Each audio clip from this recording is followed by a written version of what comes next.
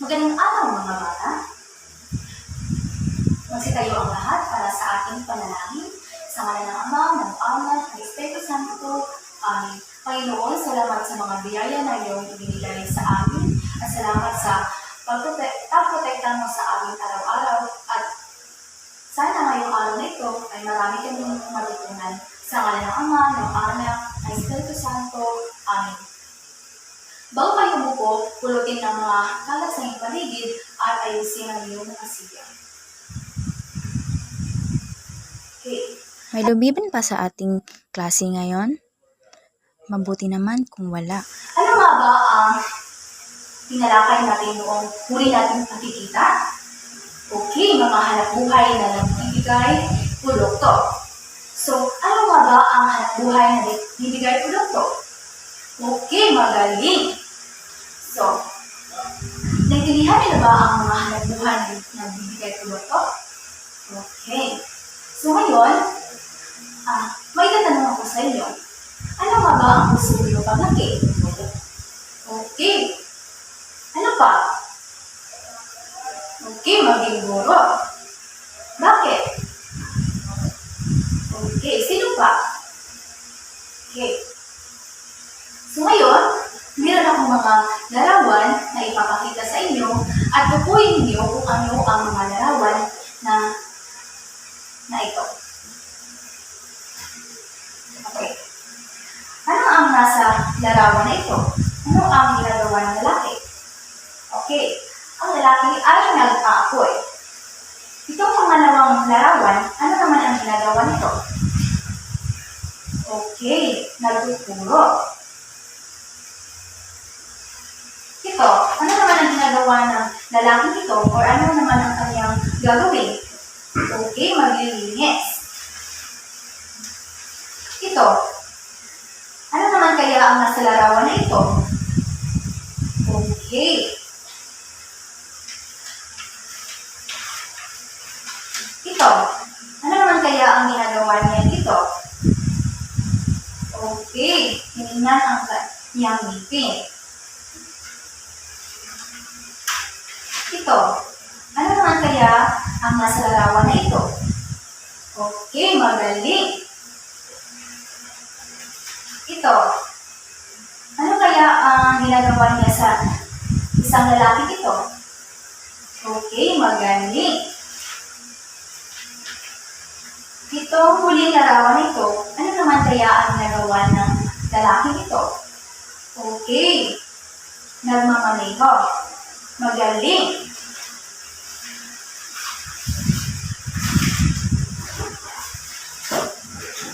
So, naroon ba kayong mga ideya kung ano ang ating tatalakayin ngayon?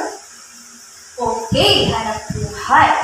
So ngayon, ang ating tatalakayin ay mga hanap buhay na nagbibigay serbisyo.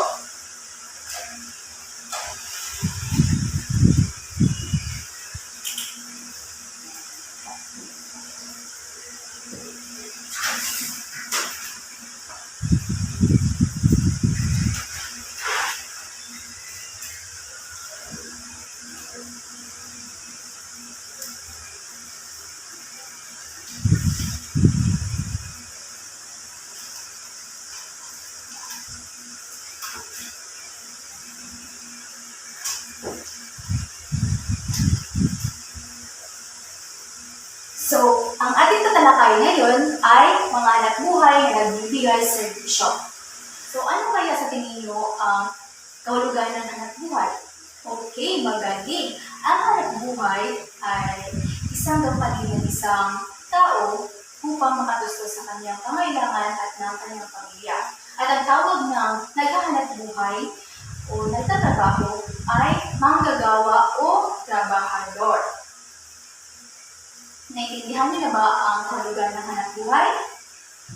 Okay. Kanina, meron akong mga larawan na ipinapakita sa inyo.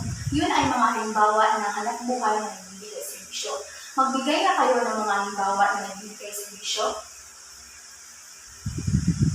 Okay, bumbero. So, ano kaya ang ginagawa ng isang bumbero? Okay. Ano kaya ang ginagawa ng ang ginagawa ng bumbero ay nagpapatay ng mga apoy sa gusali. Okay. Maliban sa bumbero, ano pa ang mga halimbawa na naghahanap buhay, serbisyo naghahanap buhay? Okay, guro. Ano kaya ang ginagawa ng isang guro? So, ang isang guro ay nagtuturo sa atin kung paano bumasa, sumulat, at magbilang, at iba pa. Kagaya na lamang ng aking ginagawa ngayon, ako ay nagtuturo sa inyo. So, maliban sa dalawang ito, ano pa ang hanap buhay? Ano pa mga halimbawa ng hanap buhay na ibinigay ko kanina? Ano pa? Okay, janitor. Okay, ano kaya ang ginagawa ng isang janitor? Ano kaya? Ang janitor ay nag-aalaga ng kalinisan sa ating paligid o gusali para mapanatili nating malinis ito. So, ano pa? Ano pa mga halimbawa? Okay, doktor. So, ano kaya ang ginagawa ng isang doktor? Okay. Ang doktor ay naggagamot ng mga taong may sakit. Okay. Ano pa mga halimbawa ng hanap buhay na nagbibigay serbisyo maliban sa mga ibinigay niyo? Ano pa? Okay, nurse.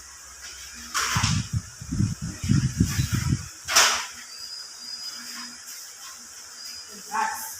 Ano kaya ang ginagawa ng nurse?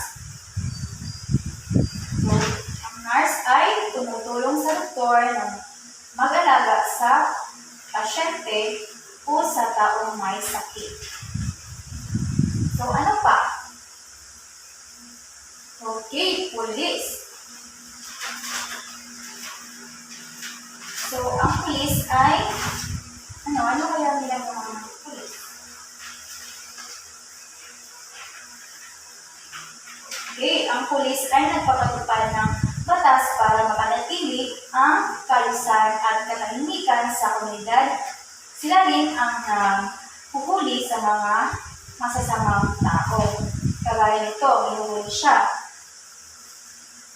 Okay, ano pa? Maliban sa pulis, ano pang mga hanap buhay na hindi naibigay? Ano pa? Okay, chopper. Ano kaya ang chopper? So, ang chopper ay nagmamaniho ng mga sasakyan para ihatid tayo sa ating pupuntahan. So, ano kaya ang halimbawa ng chopper na maghahatid sa ating pupuntahan? Okay, jeep. Ano pa? Okay, magaling. So, ano nga ang mga hanap buhay na nagbibigay serbisyo? Okay, tama. Bakit kaya mahalaga ang mga hanap buhay na nagbibigay serbisyo? Okay, tama. Mahalaga ang mga hanap buhay na nagbibigay serbisyo dahil kung wala sila, wala rin tayong sapat na edukasyon, kalusugan, kaligtasan, at kaunlaran sa ating komunidad.